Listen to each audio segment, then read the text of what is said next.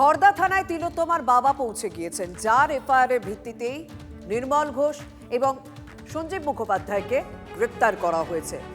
গোপন জবানবন্দি নেওয়া হবে তিলোত্তমার বাবার।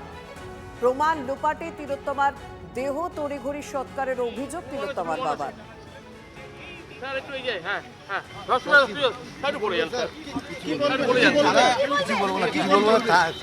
কিছু বলবো না।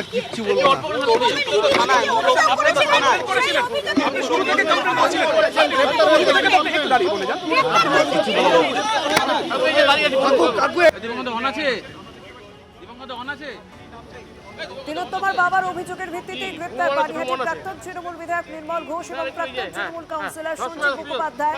সোমনাথ দে তারও নাম রয়েছে, যদিও তাকে এখনো পর্যন্ত গ্রেপ্তার করা হয়নি। তিনি এখনো ফেরার, তার খোঁজ চালাচ্ছে পুলিশ। এরপর গতকাল আমরা দেখলাম নির্মল ঘোষকে গ্রেপ্তার করে রাতেই খড়দা থানায় নিয়ে আসা হয়। গতকাল সঞ্জীব মুখোপাধ্যায়কেও গ্রেপ্তার করা হয়। আর আজ সকালে তিলোত্তমার বাবা সেখানে পৌঁছে গিয়েছেন গোপন জবানবন্দি দেওয়ার জন্য। আর এরপরে দুজনকে বারাকপুর আদালতে তোলার কথা রয়েছে, নির্মল ঘোষ এবং সঞ্জীব মুখোপাধ্যায়কে। আজ সকালেই আপনাদেরকে দেখিয়েছি নির্মল ঘোষের পরিবারের সদস্যরা দেখা করতে গিয়েছিলেন প্রাক্তন বিধায়কের সঙ্গে, এবং সেখানে গিয়ে তারা আইনি ব্যবস্থা নেবেন বলেও বক্তব্য রাখেন। এরপর আজ কিছুক্ষণ আগেই আমরা দেখলাম তিলোত্তমার বাবা তিনি খড়দা থানায় পৌঁছেছেন। বিস্তারিত জানাবেন আমাদের প্রতিনিধি অনন্ত সঙ্গে রয়েছেন। অনন্ত, ফোন করা আছে? হ্যালো